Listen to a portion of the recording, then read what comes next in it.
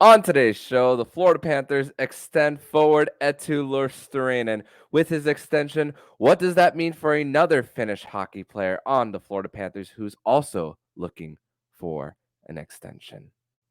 You're Locked On Panthers, your daily podcast on the Florida Panthers. Part of the Locked On Podcast Network, your team every day.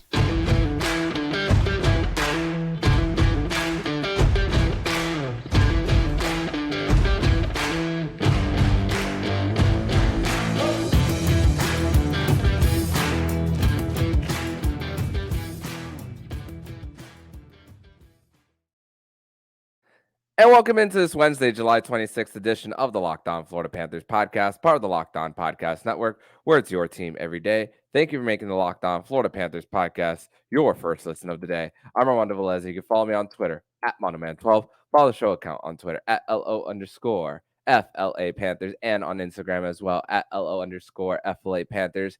And shout out to the everydayers who come back here and get your daily Florida Panthers fix. So the Florida Panthers, like you heard at the very top, they have extended forward F Eetu Luostarinen. And we spoke about this even weeks ago, how Bill Zito likes to take care of his guys early before their value goes up. And for this episode, it is Wednesday, which means it is a Winans Wednesday edition of the show. Jacob Winans is back. Jacob, welcome back to the show. And how are we feeling about this extension for the Florida Panthers and F Eetu Luostarinen? Yeah, man. Always happy to be on. And the F Eetu news this morning was pretty awesome.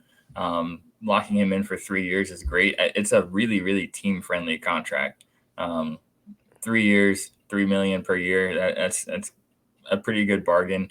It's good for F Eetu. It essentially doubles his current salary. But for $3 million, you get a guy who can really play anywhere in the lineup. His versatility, he's probably the most versatile player on the entire forward group outside of maybe Sam Reinhart. F Eetu has played on every line. He's productive on every line. And if you remember a couple weeks ago in our car cast, he was a guy I predicted to have a really big breakout year. I think he's going to top 20 goals. I think he's going to top 30 assists. I think he could be a 50-point player this season. If given the right opportunity, and if that opportunity comes on the line with Bennett and Tkachuk, he's in a really good position. So I think it turns out to be a steal for Florida. It's fair value right now, but depending on how he performs, it could really look like a steal within the next 2 seasons. Yeah, no doubt. And with F Eetu's resume of winning gold in world championships, spending 2 seasons in Kalpa in Liga right before coming over, 42nd overall pick, 2 in 2017, 2 picks after Alexei Heponiemi, which we spoke about on yesterday's show. Went up through the system with Carolina, and then part of that Vincent Trocheck trade, which the Florida Panthers, after extending them, looks like they're on the better end of that trade. I mean, we've seen the Florida Panthers reap the benefits of that. Thanks, Dale, once again with that. And for F Eetu, he has 78 career points, and more than half of them came just last season. You spoke about how he plays in different parts of the lineup, and even Paul Maurice, before we even saw the Florida Panthers play a single game last season, was banging the drum on him being a top 9 player. And look at what F Eetu has done as far as time on ice. His average time on ice per game is over 1.5 minutes per game. Of course, that helps when you're not playing fourth line minutes. But also his shooting percentage is up by over 2% as well, from 10.7 in the President's Trophy season to 12.9. So it's not only when he gets the puck on his stick, it's not only the minutes, but when he gets the puck on his stick too, he's scoring big time goals as well. And we highlight the game 6 of the first round against the Boston Bruins, where the Florida Panthers took a 6-5 lead on their way to getting to game 7 and then beating the Boston Bruins as well. And also, not saying that the Florida Panthers would have beaten the Vegas Golden Knights in the Stanley Cup Final. They were banged up as can be. But Eetu being out of the after the lineup, just the shuffles that happened when he was out with that broken tibia as well in the Carolina series, he was sorely missed when the Florida Panthers did end up playing in the Stanley Cup Final. Yeah, I think with Eetu, it's a couple of things because he's so versatile. He can play on any line. He also has positional versatility, so he can play at center. He can play on either wing. He can play power play if you need him to.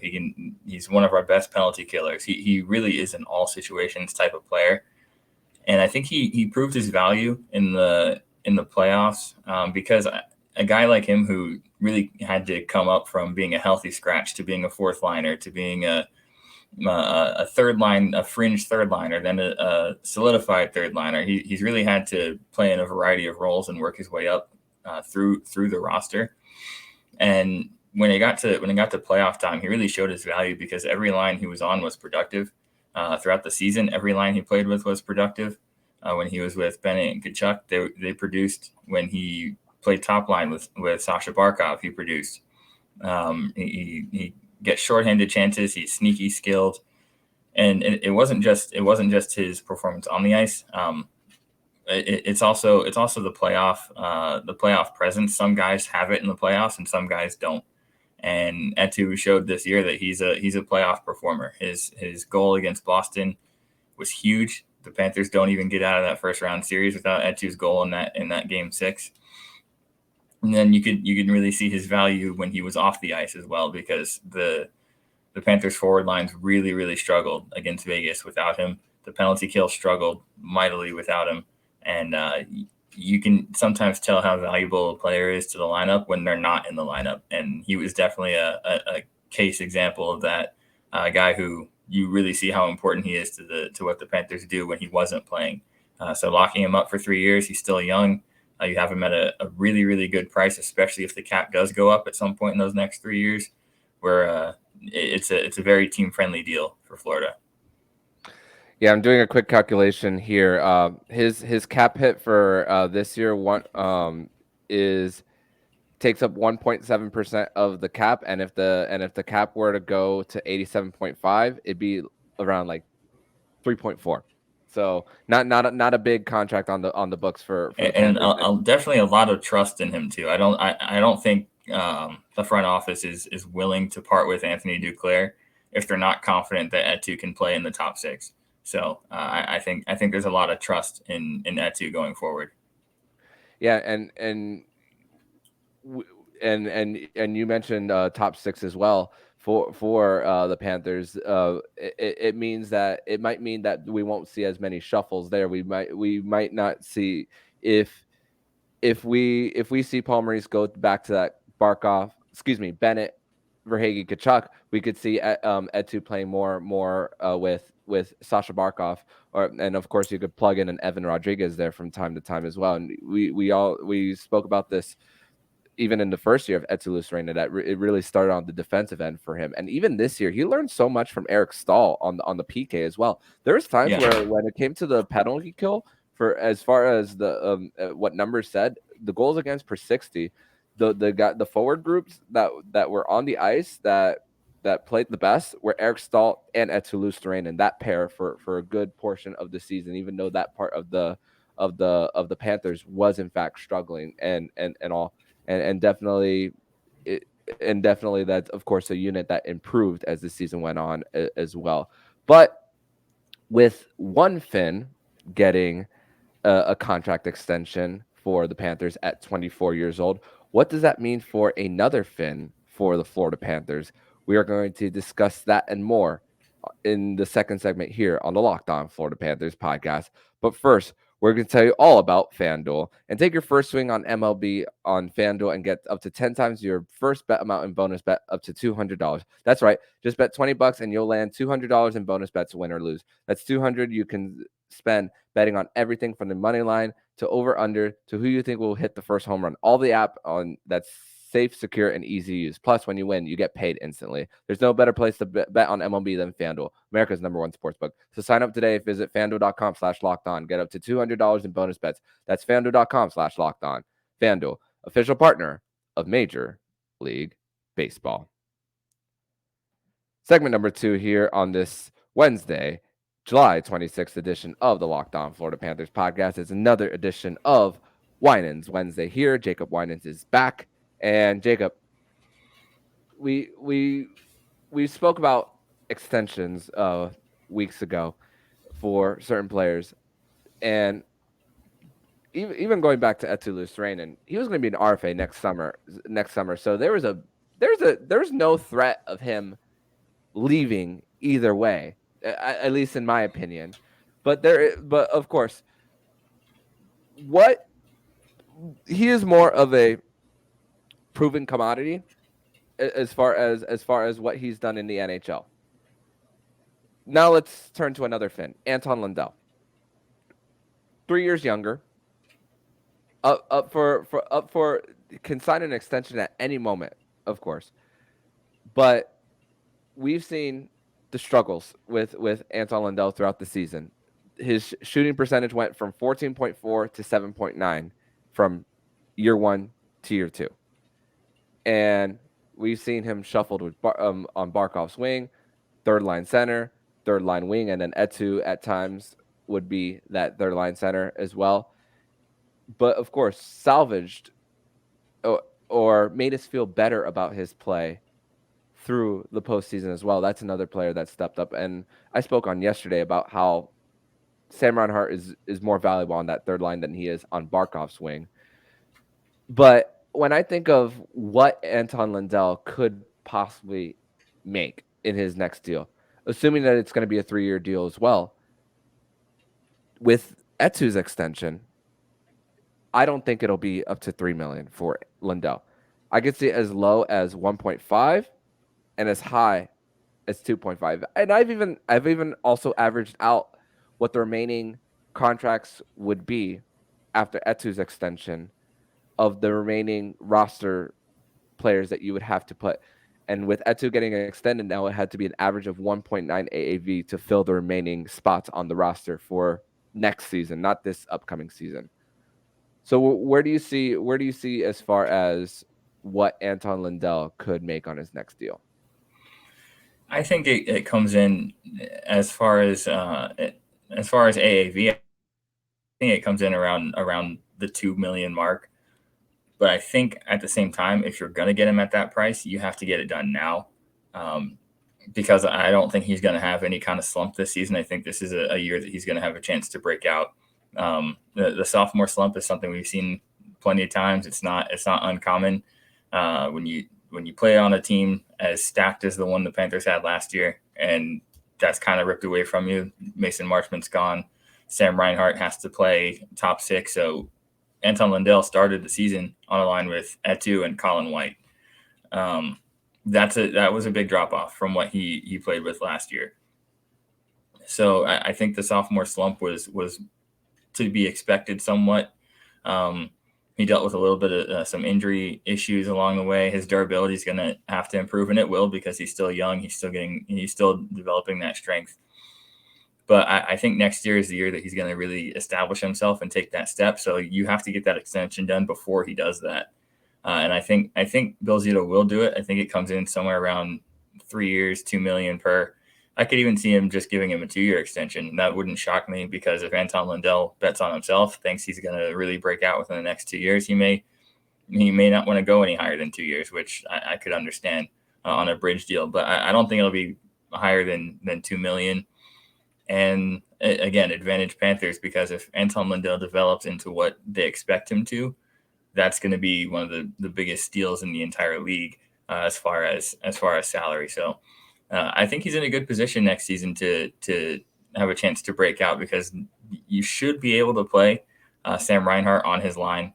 Whoever steps up and takes that third line wing spot, well, that remains to be seen. But I think having Eetu locked in, Etu's development is so good for Anton Lundell, because Etu's able to shoulder some of that load in the top 6, freeing up Sam Reinhart to stick with Lundell, and they've developed some excellent chemistry. But Lundell's another guy who proved himself as a playoff performer. He was great in the playoffs this year. He took on a ton of responsibility, especially with Sam Bennett coming back from injury. Lundell took on a ton of responsibility, was head-to-head with some of the best centers in the game. First round, he's matched up with guys like Krejci all series. Second round, he's dealing with Ryan O'Reilly. He's dealing with John Tavares. Jordan Staal in third round. Yeah, third round, he's matched up with Jordan Staal for much of that series. And even against Vegas, he didn't look individually, did not look outmatched against Vegas. And their center depth is pretty crazy. So I think he learned a lot this year, but in the postseason, he kind of put it all together. And if we can see that over the course of the whole season, whatever they extend him at will be a discount for what Anton Lundell can develop into. I still believe in him as baby Barkov. I think they've got really similar skill sets. He won't be quite as big as Barkov because Barkov is an absolutely massive human being, but the skill set is there. And I really do believe in his development. And I think Bill Zito should probably prioritize locking him in before the season gets underway because I think Lundell's ready to break out. Yeah, and Lundell on his Instagram was spotted wearing an Inter Miami hat during his time back in Finland. And prior to recording, Jacob reminded me that Lionel Messi has 2 goals and an assist in their game on Tuesday night. And for was just looking at Daily Faceoff in the middle of you in the middle of your statement there, and it was saying that the line says if opening night was tonight, it would be Lundell, Luostarinen, and Grigori Denisenko on that third line. I couldn't disagree more on that one. I still think Denisenko would start off on line number 4, and maybe even put Nick Cousins there. Even I would.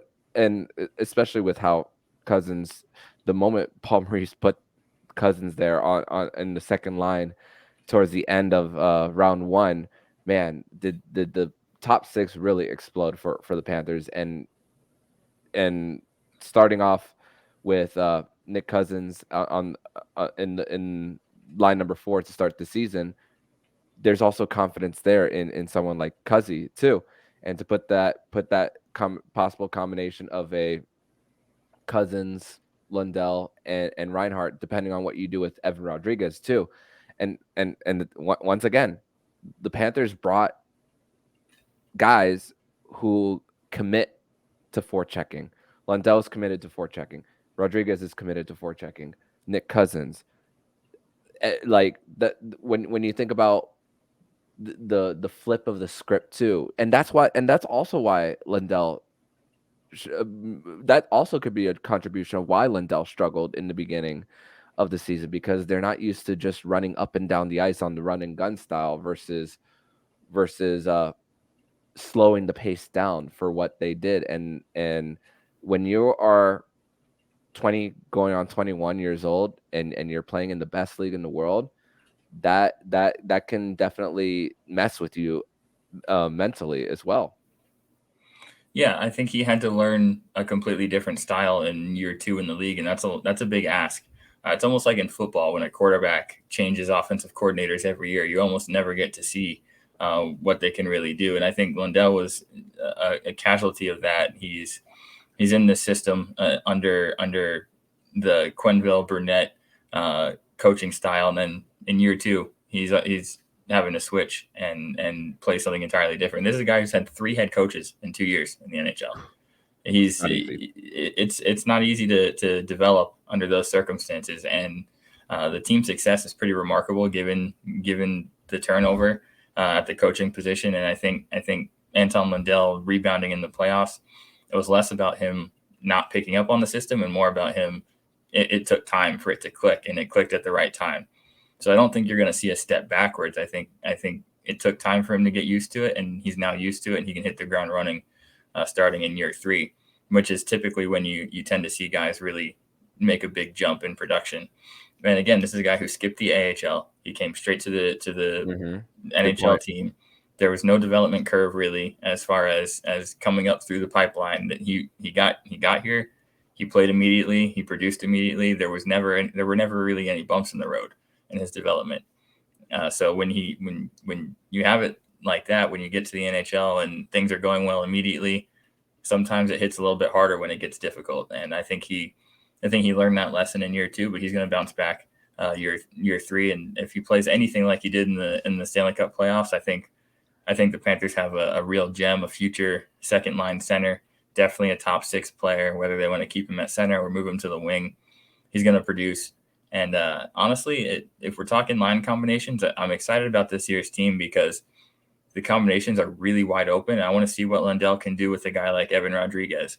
I'd like to see what he can do with the full year of Eetu on his wing. I'd like to see what he could do, even if he got some playing time with Matthew Tkachuk, because I think that's a combination we never really saw much last year, was Lundell playing on a line with Tkachuk. And I could see that really working, given how Lundell succeeded with a guy like Mason Marchment.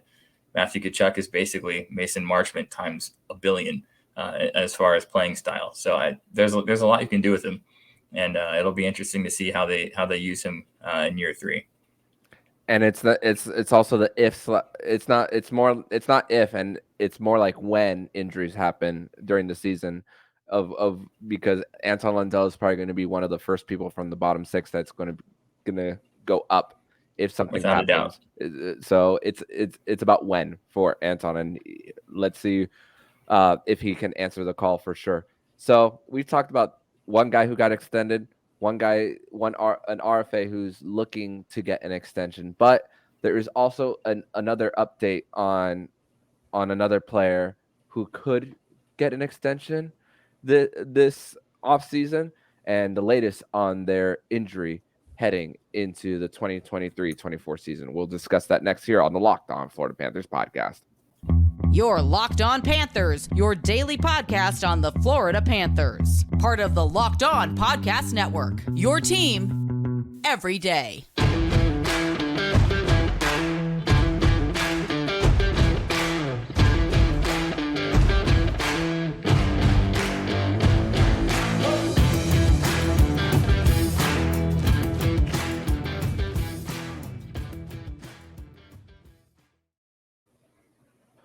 Third and final segment here on this Wednesday, July 26th edition of the Locked On Florida Panthers podcast is another edition of Winans Wednesday with myself and Jacob Winans. So, Jacob, we've been talking about this basically all day through text, but let's talk about this now in a podcast and a public version of this. So Brandon Montour goes on the Cam and Strick podcast.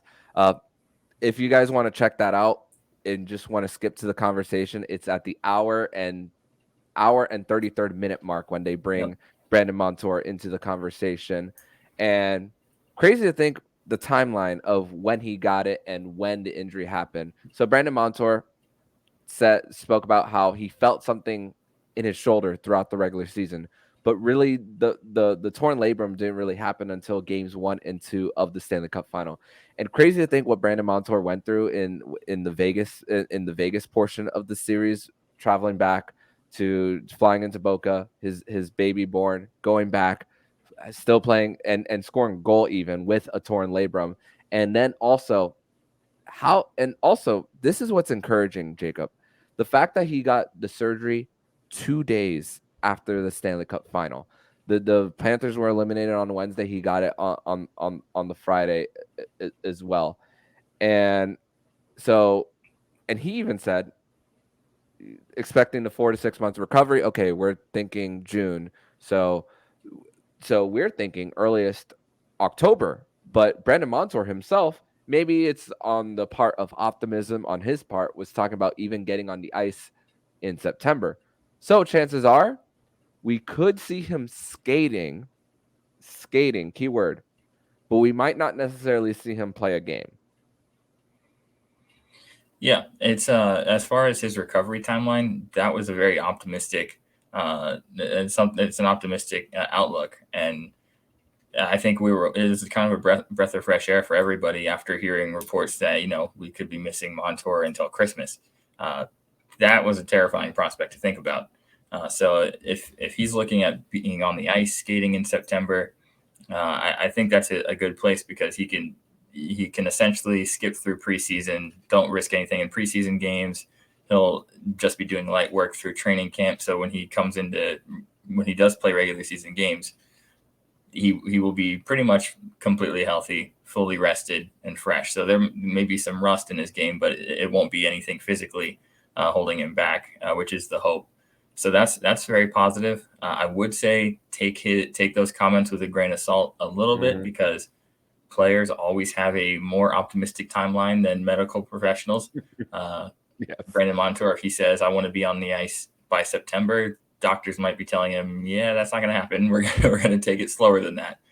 Maybe you're looking at Thanksgiving or something like that as a long-term timeline, which, again, would be fine.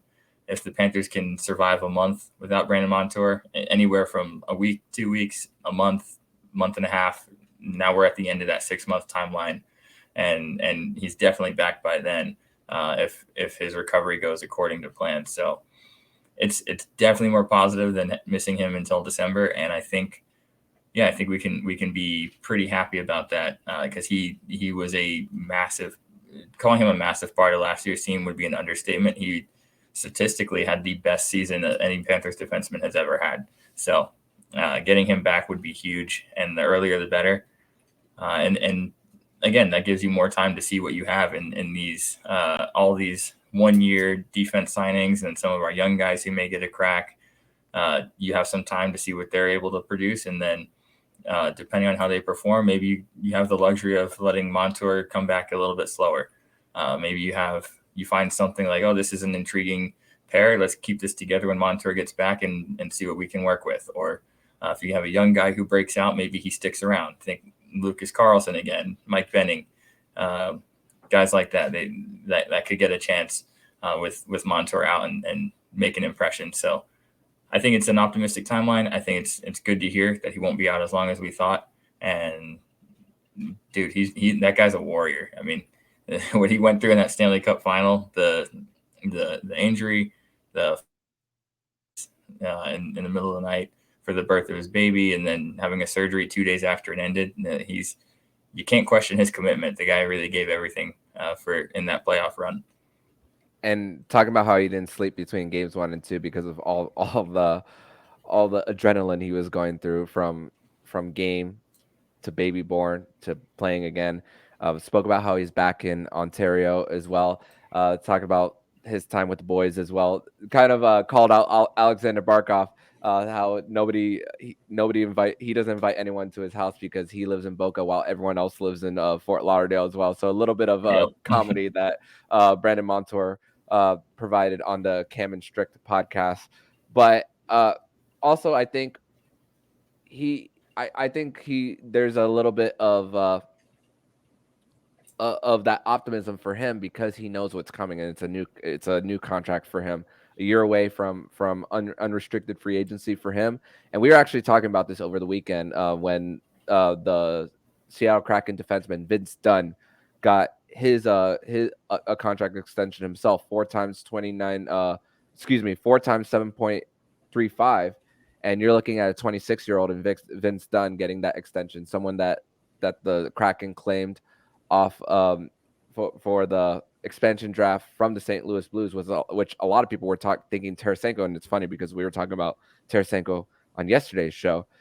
But you think about looking at the defense market for Brandon Montour as well, and you got to think that could be a factor of why he's pushing even himself to get back on the ice, because he's looking around to see what deals other guys are getting, and I'm sure he's looking at that Vince Dunn deal.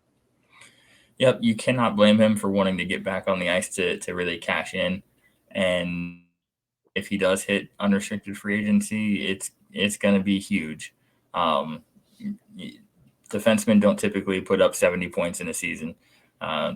Defensemen who do put up 70 points in a season aren't typically that good defensively. It's usually guys who are technically defensemen, but fully focus their game on generating offense, and that's not Brandon Montour. So he's a two-way defenseman. There's no mistaking that. He's a top pair defenseman. He puts up a ton of points, and he's in the prime of his career right now, assuming he comes back from his injury healthy. So his market would be huge.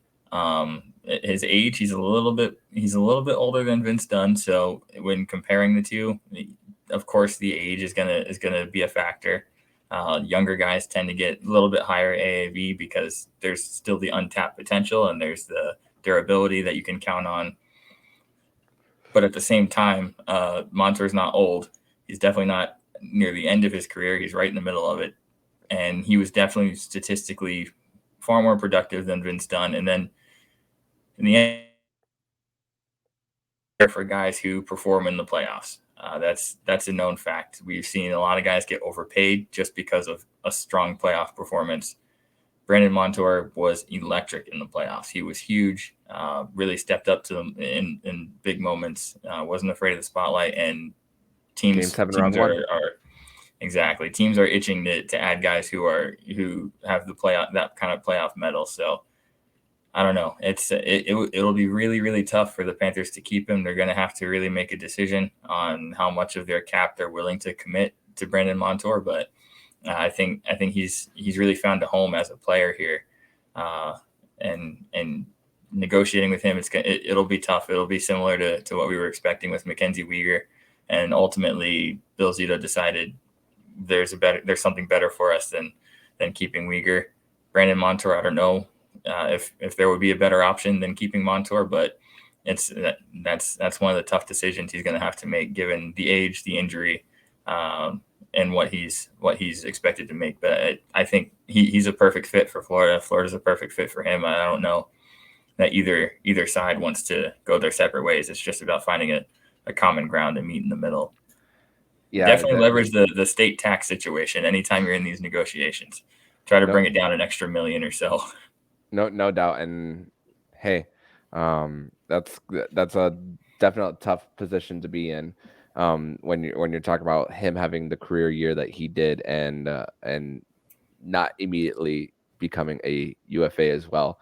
So thankfully the Florida Panthers do have time to think about it. So does Brandon Montour and his camp as well. And so definitely something that hopefully if Brandon Montour does end up walking, there's a lot of memories for him here in Sunrise, Florida. But making the best out of a trade that looked meh at the time, just giving up a 3rd-round pick, and of course his career with Anaheim, a lot of losing, Buffalo, a lot of losing. Also raved about his time in the AHL and playing in San Diego too, one of the most underrated AHL cities that he spoke about too, as well. So definitely had a little bits of ups and downs in his career, and of course, and never forget that there were a lot of people who considered it an overpay when the Panthers gave him $3 million per year as an extension. There were a lot of people who were not happy about that, and that looks really foolish now. Yeah, for sure. That no doubt about it. But before we wrap up today's show, we've been talking about for weeks about how the division is going to look as well, but the news is officially official that Patrice Bergeron is in fact retiring from professional hockey. Goes out with his 6th Selke trophy, and as far as personal accomplishments, that's great for him. As far as the team accomplishments, the way he went out, of course, against the Florida Panthers, not so much, but just about it was tough to. It was great to see all those battles of Barkov and Bergeron throughout his career, and who better to replace as far as the C on their chest from Zdeno Chara to Patrice Bergeron, and him carrying that from when Zdeno Chara left the Boston Bruins as well. But any thoughts on Patrice Bergeron before we sign off here, Jacob? I could go on for a long time about Patrice Bergeron and his retirement. I've never been a big fan of the Bruins as a team because that's a division rival. They play a hard-nosed style. They're really annoying to play against because that's a team that they're bullies on the ice in a good way. Patrice Bergeron, though, is a guy that I've always had a ton of respect for. He's a class act, one of the best leaders in the sport. He's been playing forever. I thinking back, I was a big Nathan Horton fan growing up. The 2011 playoff run was electric that the Bruins went on. I'm glad Bergeron won a Stanley Cup in his career. Their 2013 team was a lot of fun for me, watching them in the playoffs when the Panthers weren't too good. Jaromir Jagr, Nathan Horton, Patrice Bergeron all on a team. That was pretty awesome. And Bergeron's always been a class act. He's one of the best defensive forwards to ever play hockey, if not the best. It's tough how they went out this season. It kind of feels like when, as a Cowboy fan, how the Cowboys ended Tom Brady's career with the playoff game, and the Panthers sort of seems almost like they kind of slammed the door on the Bruins dynasty, or not dynasty, but really their core. And I immediately thought of a quote from Brad Marchand today, where he said, when Patrice Bergeron retires, I'll probably have like 3 points the next season, so I'll just retire with him. I'm hoping we're going to get news that Marchand's retiring too. That'd be great. But it's an NHL legend walking away from the game today, and he's a surefire Hall of Famer, one of the best to ever do it. Class act, incredible leader. You think of things like the Mitchell Miller situation. He made it clear what kind of locker room he expected. He set the culture there in Boston, and a class act, true leader, great example on and off the ice. Nothing but good things to say about Patrice Bergeron. No doubt, and displaying that leadership, and of course his Olympic resume as well, winning medals there as well for Team Canada as well. And there was a quote from Sidney Crosby. It was great for him to compete against them and with him as well throughout their time on both their individual teams and on the international level as well. So definitely is, as far as on the ice, if we're talking just from Panthers lens, we're not going to miss Patrice Bergeron in that aspect. But if we're just taking the fan hats off and just appreciating a player, then definitely that's going to be missed for Patrice Bergeron. And a guy who was productive to the very end. It is rare to see a guy who never really falls off in production. This is a guy who was at the top of his game until his last game. The heart of that perfection line. So. And don't forget, he played with a herniated disc in round 1. Let's not forget that. So much respect for Patrice Bergeron. So, Jacob, I want to thank you so much for joining me on this edition of the Locked On Florida Panthers podcast. Tell everybody where they can find you online. Yep, you can follow me on Twitter at Jacob Winans 8. And yeah, you can find me there all off season. Definitely, as we get closer to preseason and regular season, I will be there. Awesome. Thank you so much, Jacob, and I'll see you next week, my friend. Awesome. Thanks for having me.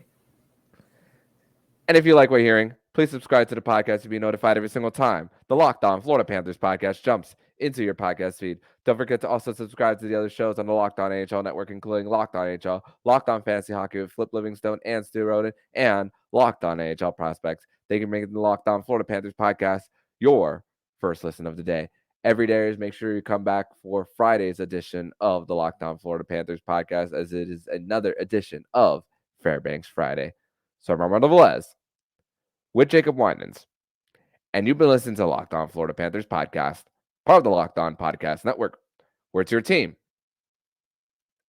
every day.